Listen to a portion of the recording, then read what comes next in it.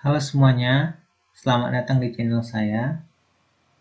Pada video kali ini, kita sedang berada di playlist pemrograman dasar, yang mana pada video kali ini kita akan belajar materi mengenai pengantar pemrograman dasar. Untuk pemrograman dasar sendiri, pengertiannya yang pertama, untuk pengertian program adalah urutan perintah yang diberikan pada komputer untuk membuat fungsi atau tugas tertentu. Kemudian untuk pengertian dari pemrograman adalah proses, atau cara pembuatan, atau cara memprogram. Kemudian untuk pengertian dasar, yaitu pokok atau pangkal dalam suatu pendapat, berupa ajaran atau aturan. Maka kalau kita gabungkan dari kata-kata pengertian dari pemrograman dasar itu, secara keseluruhan kita dapat mengartikannya sebagai sebuah aturan mengenai cara proses pembuatan perintah yang diberikan kepada komputer untuk membuat fungsi atau tugas tertentu. Nah, pada pemrograman kita akan mengenal mengenai bahasa pemrograman. Nah, apa itu bahasa pemrograman? Bahasa pemrograman adalah bahasa yang digunakan untuk berkomunikasi dengan komputer. Nah, komunikasi ini kita lakukan dengan cara menuliskan baris kode yang berisi perintah sesuai kaidah penulisan bahasa pemrograman agar dapat dipahami dan dijalankan oleh komputer. Nah, komputer itu dapat memahami sebuah perintah itu analoginya seperti cara kerja komputer ini yang ada pada gambar bagan ini. Nah, dari ada input, kemudian proses, dan output. Nah, inputnya ini berupa sebuah masukan data atau kode program. Kemudian komputernya melakukan proses.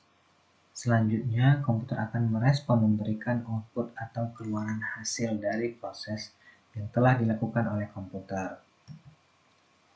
Kemudian, untuk bahasa pemrograman sendiri memiliki karakteristik. Ya. Yang pertama, karakteristik bahasa pemrograman itu memiliki struktur dan tata bahasa khusus.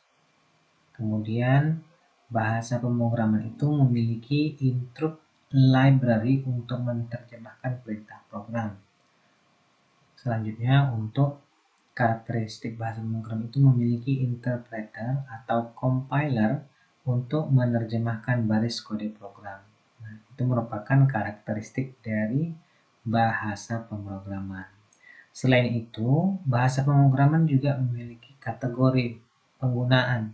Nah, kita menggunakan bahasa pemrograman itu tinjau dari tujuan penggunaannya itu ada yang pertama tujuan umum. Nah, untuk tujuan umum ini, bahasa pemrograman itu digunakan untuk menciptakan aplikasi yang bersifat umum. Misalnya bahasa pemrograman C++, bahasa pemrograman Visual Basic, bahasa pemrograman Pascal, bahasa pemrograman Java, bahasa pemrograman PHP, bahasa pemrograman Delphi. Nah, sebenarnya masih banyak lagi ya bahasa pemrogramannya. Kemudian untuk tujuan khusus, bahasa pemrograman itu digunakan untuk keperluan menciptakan tujuan khusus. Misalnya, ada bahasa pemrograman Common Business Oriented Language atau bahasa pemrograman COBOL itu tujuannya untuk menciptakan aplikasi yang berhubungan dengan bisnis dan administrasi. Kemudian ada bahasa pemrograman Formula Translation atau Fortran. Itu tujuannya untuk komunikasi ilmiah. Kemudian ada bahasa pemrograman Assembler, itu untuk hardware ya. Kemudian ada bahasa pemrograman Prolog yang digunakan itu untuk tujuan kecerdasan buatan.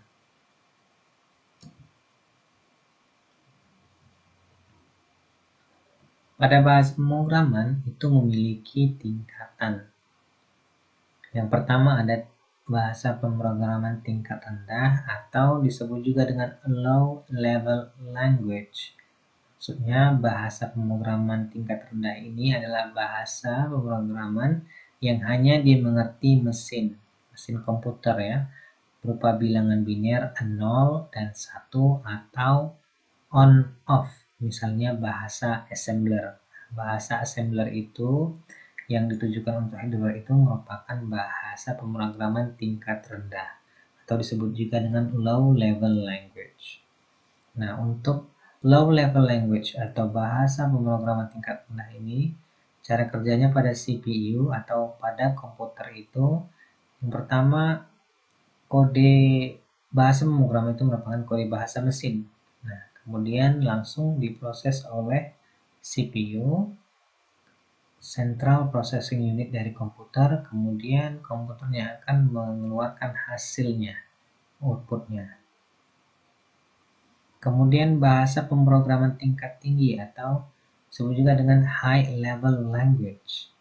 Nah, bahasa pemrograman tingkat tinggi ini bahasa yang mendekati bahasa manusia serta membutuhkan yang namanya language translator untuk menerjemah atau mentranslasikan baris kode agar dimengerti oleh komputer, misalnya bahasa pemrograman Java, bahasa pemrograman C, bahasa pemrograman Basic, bahasa pemrograman Pascal, dan bahasa pemrograman lainnya ya. Ada banyak bahasa pemrograman.